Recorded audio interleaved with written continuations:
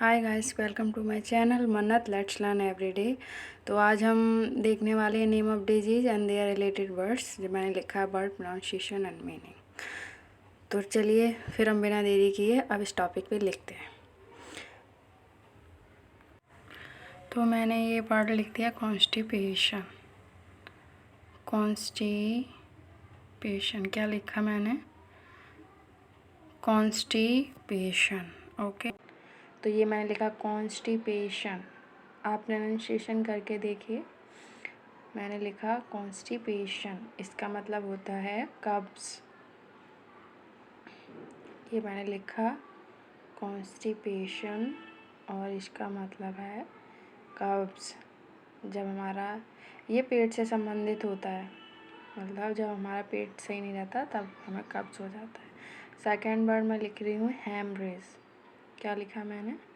Haemorrhage, RAJE। तो मैंने लिखा यहाँ हेमरेज।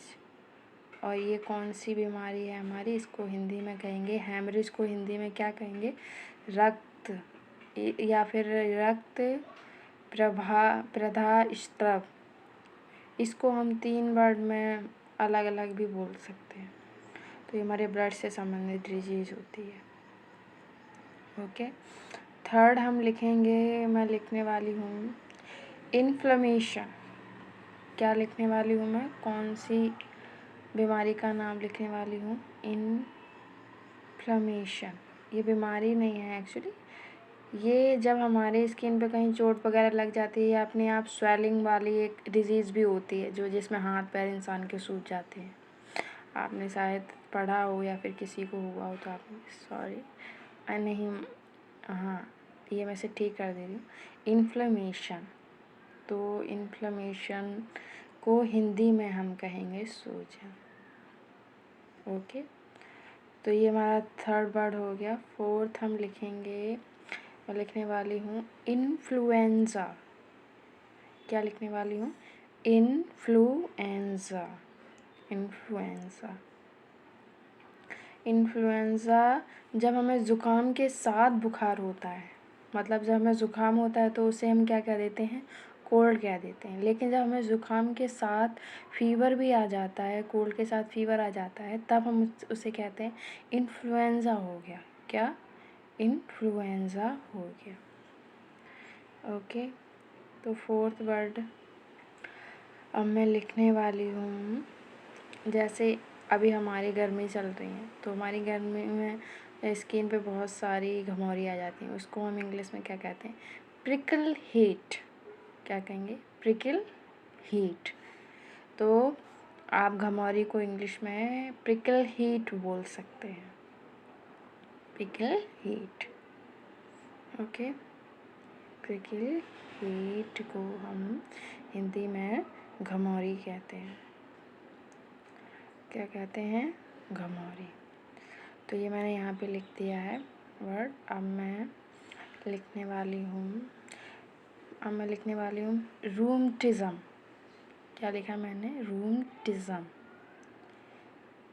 रूमटिज़म, ये बहुत से लोगों को ये आजकल बीमारी हो जाती है।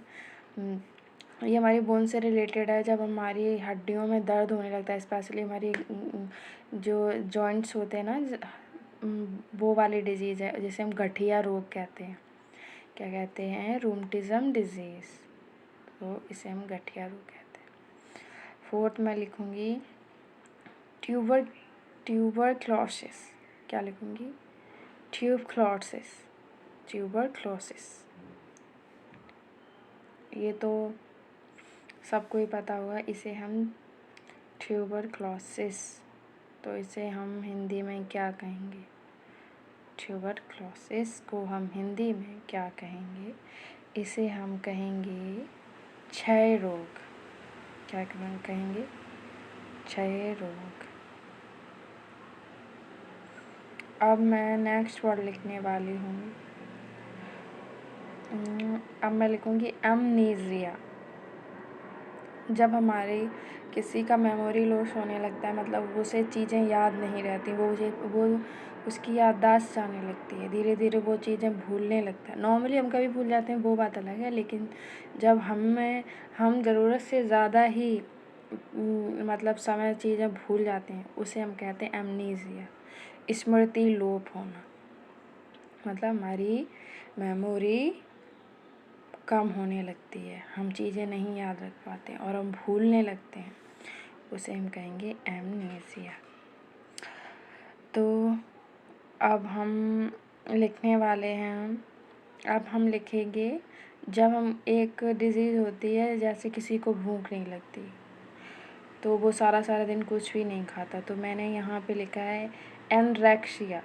क्या लिखा मैंने? एनरेक्सिया, एनरेक्सिया, ध्यान से पढ़िए, इसमें मैंने लिखा एनरेक्सिया। ये हमारी डिजीज़ होती है भूख ना लगना। जब कोई कहे उसे भूख नहीं लगती तो हम कहेंगे तुम्हें एनरेक्सिया हो गया, तो आपको भूख नहीं लगती, मतलब आपको इंग्लिश में हम कहेंगे एनरेक्सिया हो गया। अब हम लिखेंगे एनीमिया। क्या लिखेंगे? एनीमिया। हमने लिखा एनीमिया, ये होता है, इसे हम हिंदी में बोलते हैं अल्प रक्तता। मतलब जब किसी के शरीर में खून की कमी हो जाती है, वो बहुत पतला सा हो जाता है बिल्कुल, तो लोग कहते हैं ना तुमको क्या एनीमिया हो गया है, डॉक्टर्स बोलते हैं कि एनीमिया हो गया। तो भाई अब मैं लिख रही हूँ ब्लिस्टर। ये मैंने लिखा ब्लिस्टर। जब हमारे छाला वगैरह पड़ जाता है, छाले पड़ जाते हैं, तो हम उसे कहते हैं क्या? ब्लिस्टर। ब्लिस्टर को हिंदी में कहेंगे हम छाला। ओके, तो अब नेक्स्ट वर्ड मैं लिखने जा रही हूँ, क्या लिखने जा रही हूँ? कॉलरा। तो नेक्स्ट वर्ड मैं लिखने जा रही हूँ, ये मैंने लिखा CHOLERA। इसे मैं लिखूँगी, इन प्रोनाउंसिएशन करूँगी कॉलरा। क्या? कॉलरा। हैज़ा, इसको हम हिंदी में हैज़ा कहते हैं। ये प्रदूषित चीज़ों से, खाने पीने से हो जाता है। तो अब मैं लिखने वाली हूँ डिसेंट्री। क्या लिखने वाली हूँ अब मैं? डिसेंट्री। तो DYSENTERY,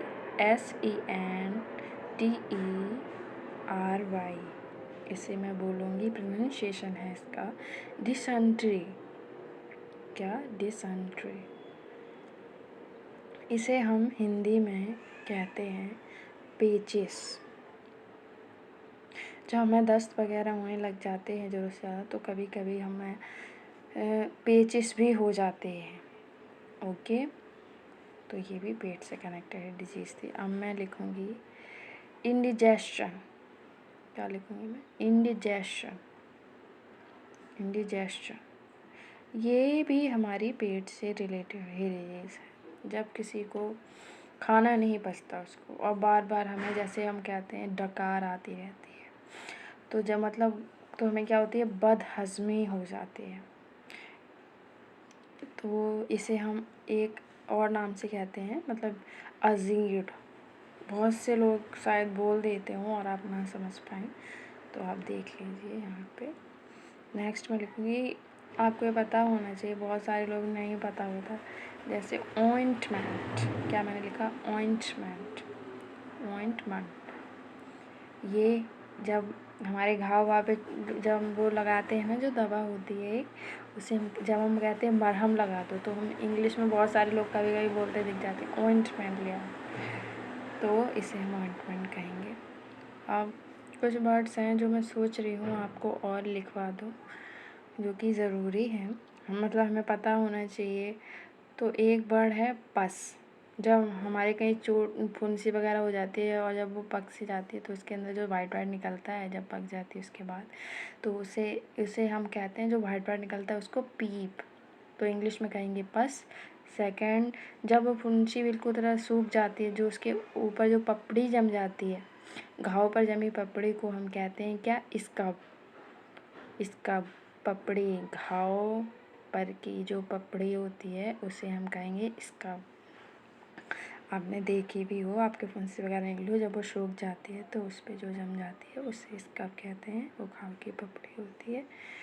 तो हम नेक्स्ट वर्ड में लिखने वाली हूँ यहाँ पे, मतलब इससे रिलेटेड, चलो इससे रिलेटेड एक और मैं वर्ड लिख देती हूँ, उसे हम, हाँ, सेप्टिक।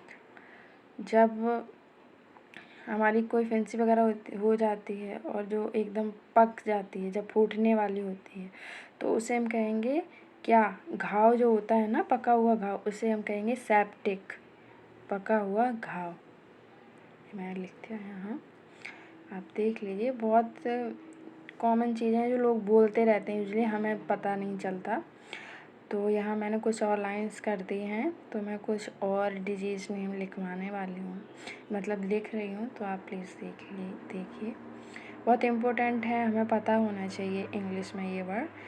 तो जब हमारे गलसुआ निकल आता है तो हम उसे इंग्लिश में क्या कहेंगे, मम्पस। क्या कहेंगे, MUMPS, मम्पस। मम्पस को हिंदी में क्या कहेंगे हम, गलसुआ। जब हमारे चीक्स पे कभी कभी सूजन आ जाती है और हम कुछ खा पी नहीं पाते हैं, बहुत दर्द होता है, तो उसे हम इंग्लिश में मम्पस कहते हैं। ये मैंने लिखा है स्टाई, STY। ये भी जब हमारे पलक पे निकली हुई फुंसी जो होती है, हमारी कभी कभी पलक पे फुंसी निकल आती है, तो उसे हम इंग्लिश में क्या कहेंगे, उसे हम इंग्लिश में कहेंगे स्टाई। क्या कहेंगे, स्टाई। ओके। तो नेक्स्ट वर्ड में अब क्या लिखने वाली हूँ, ये मैंने लिख दिया, पलक पर निकली हुई फुंसी। तो अब मैं लिखूँगी लेप्रोसी। क्या लिख, LEPROSY। ये क्या हुआ, लेप्रोसी। ये लिख दिया मैंने, लेप्रोसी। इसको हम हिंदी में कहेंगे कोढ़, मतलब, और सही से जैसे आपने पढ़ा होगा तो कुष्ठ रोग जो लिखा होता है ना, उसे इंग्लिश में हम लेप्रोसी कहते हैं। ये रोग हमारी स्किन से रिलेटेड होता है। अब हम लिखेंगे जॉन्डिस, JAUNDICE।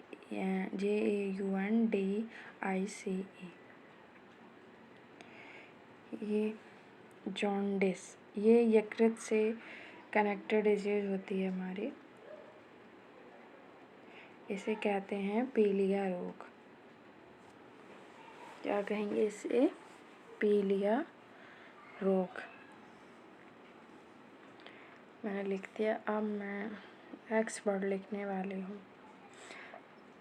आपने सुना होगा, बहुत से लोग कहते हैं इसको मिर्गी आ गई है, तो ये भी हमारे नर्वस सिस्टम से रिलेटेड डिजीज़ होती है। तो इसे हम इंग्लिश में कहते हैं